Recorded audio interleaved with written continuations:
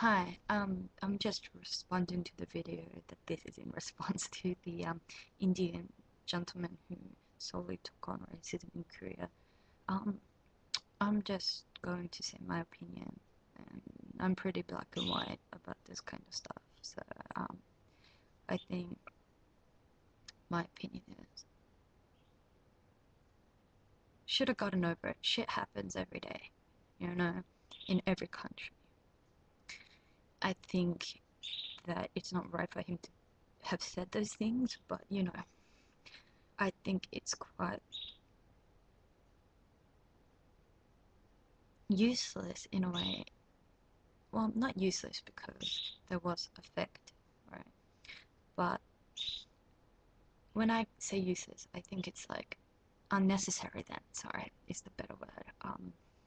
To do that kind of stuff because it's gonna happen everywhere, and I wonder if that gentleman actually will sue or go to criminal court for every country he goes to that racism is displayed upon him. Look, and as for the racist attacks on Indians in Australia, look, it hasn't happened. It's India is not the only one, that's been attacked in Australia.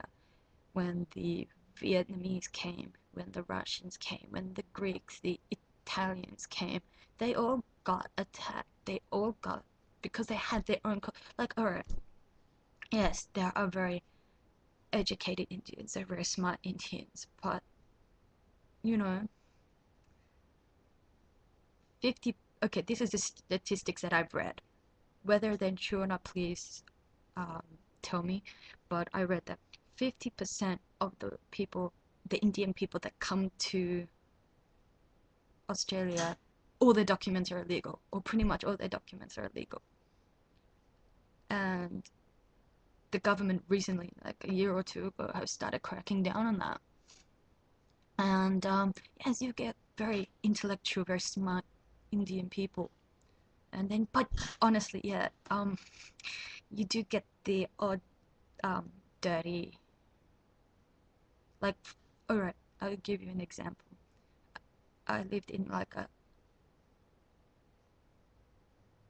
a dome, like a kind of, you could say like a dormitory, a compound, if you want to put it that way. It's like an old backpacker, and they changed it into like rooms for like a person or two to live in, and you'd pay rent every week or so. And most of the people there were Indian, and the state of that place was disgusting because we had to share everything. Nothing was clean, right? Like seriously, the toilets weren't clean. No one flushed the toilets. There was hair like in the sink and everything. And unfortunately, I had to live there for a minimum of 3 months. Yeah, I had the choice to live there, but I had no place to go at that time, and I didn't have the money to live somewhere decent. But you know, and yeah, there are Indians who never take a shower or like stink, never wear deodorant. But I guess that Korean guy had a negative image, whether he had experiences or he was just a plain, asshole. But I think that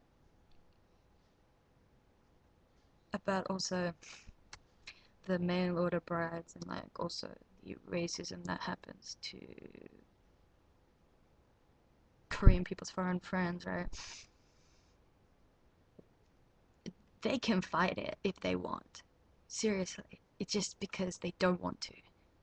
And I think they're afraid of, say, persecution, like isolation, like exclusion. And it's not that they are unable to do it, it's because they don't want to do it and they don't have the guts to do it. And I think it's wrong. Like, you know what I mean? Like, I'm not saying racism is right, but seriously, sticks and stones, people. Sticks and stones. You know the saying? Well, here it is. Sticks and stones may break my bones, but names will never hurt me. Like, I believe in that too. for a great extent because people are going to call you names all the time. People are going to say bad things about you. People are going to hurt you mentally or mentally abuse you. But you've got to be strong enough to just get over it and to deal with it in like yourself. You can say, "Hey dude, that's not right." And if he still does it, like what are you going to do? He's not going to stop, you know? But you can think just to yourself, "Well, this is what I do. I feel sorry for that person, you know? Why does he have that much hatred, you know?" I with this guy, I'm not saying that he shouldn't have done what he did. He stuck up for what he believed in. He fought for what he believed in. So good on him. But I'm just saying, seriously, you're gonna experience racism everywhere. And it's kind of strange that he did it in Korea. I'm sure if he traveled to other places, right? I'm sure he has experienced racism in some shape or form, at least once, you know. And if he has it, that's lucky, you know. Um, this is coming from a white girl who has experienced Korean culture and Korean thinking. Of course, I don't agree with everything that is done over there and when they come over to my country, Australia, but I kind of think, well, it's just a minor thing to somebody calling you, you know, the names pretty much, you know. It's a very trivial thing. It's a high school matter, you know. When I mean, like, and yes, it hurts, right? But people can get over it. And if you can't, then it kind of makes you wonder how strong are you mentally, you know? Also, I hate when people call me names and stuff, but you know, if they say to me stuff, but I guess, okay, I shouldn't say this, but I don't know how to put this, but maybe because I'm white, I'm Caucasian, I am Polish descent, um, that I got a lot of leniencies when I have been to Korea, right? Um, but I've experienced bad things in Korea, but like, you know, I'm not gonna check a fuss over it, you know. That's just maybe because I'm very not necessarily open-minded, but more chilled out. Like I go, yeah, you call me what? Okay, whatever, and walk away. You know, it's not the end of my life. It's not the end of my world. It's not the end of the world as I know it, right? If somebody says something derogatory or hurtful to me, so good on him for standing up for what he believes in. Um, but I don't think it was necessary to do that because, you know, it happens everywhere. And if that dude, I am sure he's experienced it on more than one occasion, and why just sue the guy from Korea?